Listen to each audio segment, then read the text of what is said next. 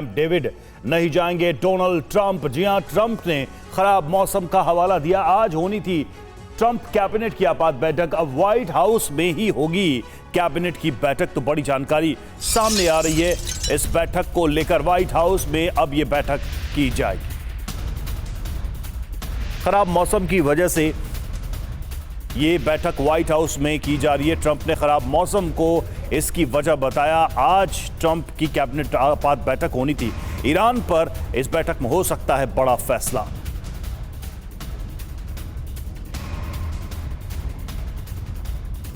तो बड़ी जानकारी सामने आ रही, कैंप डेविड नहीं जाएंगे डोनाल्ड ट्रंप। कैबिनेट की बैठक थी, वहां पर ईरान को लेकर अहम फैसला वहां लिया जाना था, लेकिन अब खराब मौसम की वजह से यह बैठक व्हाइट हाउस में ही होगी और यहीं पर ईरान को लेकर बड़ा फैसला संभव है।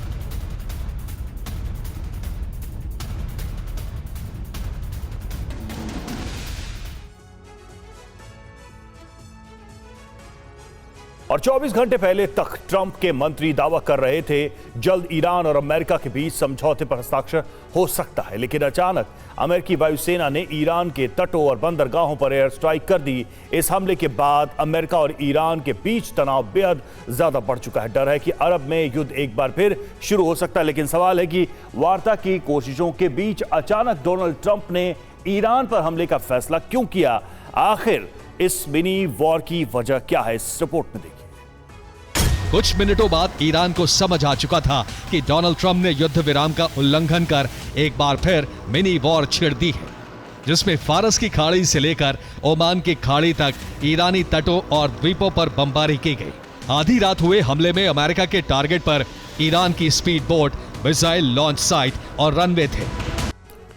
और अमेरिका के टारगेट पर हॉर्मूज और ओमान की खाड़ी से सटा क्षेत्र था। अमेरिका ने केश्म द्वीप, लड़ाक द्वीप, बंदर अब्बास, सिरिक बंदरगाह और जास्क बंदरगाह के आसपास हमले किए।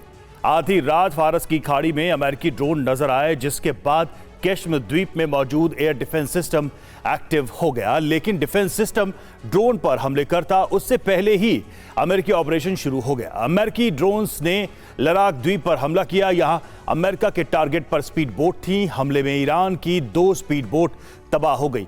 उसके बाद दूसरा बड़ा टारगेट बंदर अब्बास था। बंदर अब्बास में बने रनवे और मिसाइल लॉन्च साइट को टारगेट किया गया। दावा है कि दोनों जगह काफी नुकसान पहुंचा है। बंदर अब्बास के अलावा ओमान की खाड़ी से सटे सिरिक बंदरगाह पर हमले किए गए, लेकिन यहां अमेरिकी ड्रोन तबाही मचाने में कामयाबी हासिल नहीं कर पाए। एयर डिफेंस सिस्टम ने सभी मिसाइलों को तबाह कर दिया।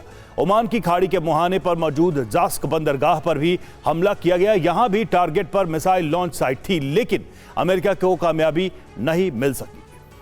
ईरान ने गुरेह इलाके के पाइपलाइन को बनाया है और इसे बंदरे बुशर जैसे अहम ठिकानों से होते हुए बंदरे अब्बास को पार करते हुए और बंदरे जास्क तक इसे पहुंचाया है।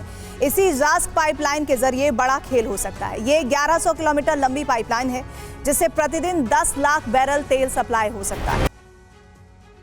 और ईरान पर हमले के लिए अमेरिका ने MQ-9 reaper drone, RQ-4 global hoc और F-35 फाइटर जेट का इस्तेमाल किया, लेकिन ईरान से आ रही रिपोर्ट्स का दावा है कि ईरान के जवाबी एक्शन में एक MQ-9 रीपर ड्रोन तबाह हो गया।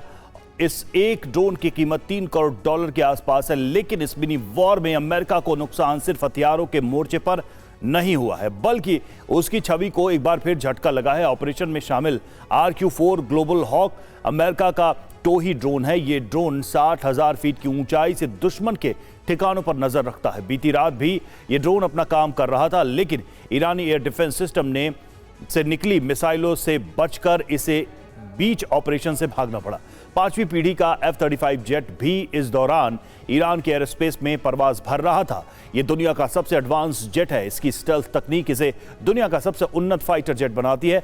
अमेरिका दावा करता रहा है कि दुश्मन के रडार पर जेट नजर नहीं आता, लेकिन यह भ्रम ईरान ने दूसरी बार भी तोड़ दिया। ईरान का दावा है कि उसकी मिसाइलों के डर से F-35 फाइटर जेट को मैदान छोड़कर भागना पड़ा।